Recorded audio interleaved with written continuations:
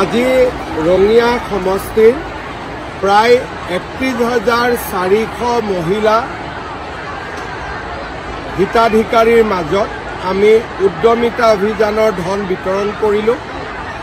ৰাজ্যৰ প্ৰায় 10 লাখ মহিলা ইতিমধ্যে উদ্যমিতা অভিযানৰ দ্বাৰা উপকৃত হৈছে। সৰ্বমুঠ 32 লাখ মহিলা এই অভিযানৰ দ্বাৰা উপকৃত হ'ব।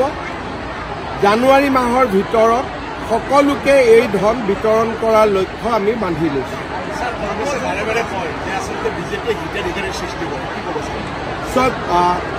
এজন ল'ৰাক যদি চাকৰি দিওঁ তেওঁ হিতাধিকাৰী, এজন বাইদেউ যদি লাখপতি বাইদেউ হয় তেওঁ হিতাধিকাৰী, এগৰাকী বৃদ্ধক যদি আমি ঔষধ কিনিবৰ কাৰণে পেঞ্চন দিছোঁ তেওঁ হিতাধিকাৰী, আৰু কংগ্ৰেছৰ মানুহবিলাকক যে MLA পাতিছে তেওঁতো হিতাধিকাৰী ৰাইজ। গতিকে সকলোৱেতো হিতাধিকাৰী। 1 জানুৱাৰীৰ পৰা কৰি আছো। ইলেকশ্যন ব্ৰাঞ্চ আজিকালি মহকুমাত নাথাকে, ডিষ্ট্ৰিক্টত সমজিলা হলে কি ইলেকশ্যন কমিশ্যনৰ নিয়ম, অসম চৰকাৰৰ নিয়ম নহয়। ইলেকশ্যন কমিশ্যনে বহুত কমপ্লেইন যে আজিকালি ভোট চুৰি উৎচুৰি এইবিলাক কৰি থকাৰ কাৰণে DC অফিচতহে ইলেকশ্যন অফিচ দিয়ে। মানে দেশৰ কোনো মহকুমাতে আজিকালি বা সমজিলাত ইলেকশ্যন অফিচ নাই, পঞ্চায়ত হয় কিন্তু এছেম্বলি MP নহয়। মানে মই এইটোকে ক'লো, এইটো নতুন নিয়ম আৰু এইটো ভাৰতৰ ক্ষেত্ৰত প্ৰযোজ্য, অসমৰ ক্ষেত্ৰত নহয়। মোক জনোৱা হৈছে, ভৱেশ কলিতাই জনাইছে, মই চেষ্টা কৰিম।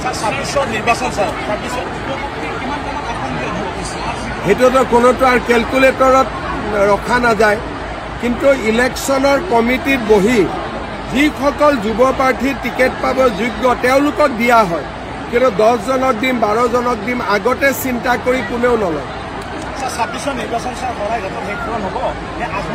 এতিয়া শেষ নহয়, এতিয়াতো আমি বহুত আগবাঢ়ি গলো। এতিয়া প্ৰতিৰোধ নহয়, এতিয়াতো আমি আগবাঢ়ি গলো। তেওঁলোক এতিয়া পলায়ন মুডত আছে। যদি 10 বছৰ ভাল কৰি অসমত সুস্থিৰ চৰকাৰ থাকে, মানুহবোৰ নিজে পলাই পত্ৰং দিব। বনাব পাৰে পাকিস্তানে। আগতে জুবিন গাৰ্গৰ চাৰ্জশ্বিটখন হৈ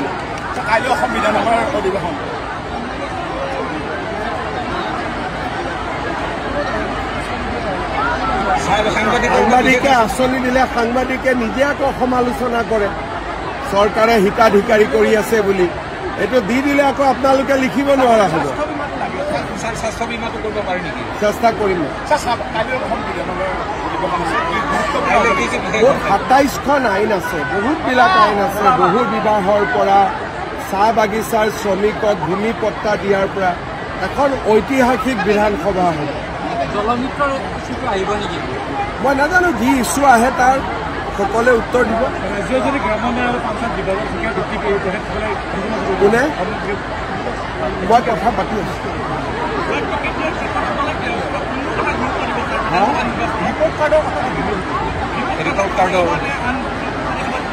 বিধানসভা নিৰ্বাচনত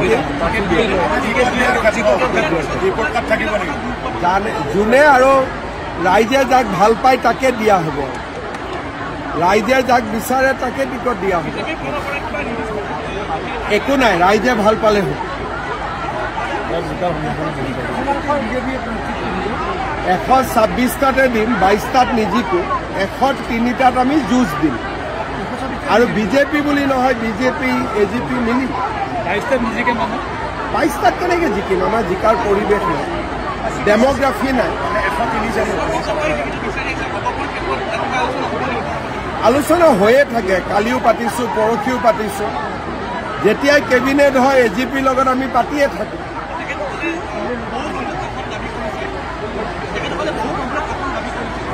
দিব লাগিব যিমান পাৰোঁ। ৰঙিয়াটোতো বিজেপিৰ MLA আছেই, গতিকে আৰু MLA ক'ত চেঞ্জ হ'ব? MLA থকা সমষ্টিটো AGPৰ নাযায়, বা AGPৰ MLA থকা সমষ্টিও যদি বিজেপিয়ে লয় তাৰ পৰিৱৰ্তে বেলেগ এটা সমষ্টিটো দিব লাগিব। এটা ৰঙীয়া কথা আছে জুমল বলহু বৰ সুন্দৰ পৰ্যটন হেৰি কৰিলে ক্ষেত্ৰ জুমল বলহুৰ দেউতা আৰিমত ইয়াত আমাৰ গড় এটা আছে এইটো আপুনি ছাৰ কেতিয়াবা আহি ফোন কৰি দিম থেংক ইউ ছাৰ শেষৰটো প্ৰশ্ন যিসমূহ চিকিৎসালয়ত যিটো কৰ্মচাৰী আছে সেইখিনি হস্পিটালে এপইণ্টমেণ্ট কৰে চৰকাৰে নকৰে হস্পিটালৰ উপাৰ্জনৰ ওপৰত তেওঁলোকক দৰমহা দিয়ে থেংক ইউ ছাৰ হ'ব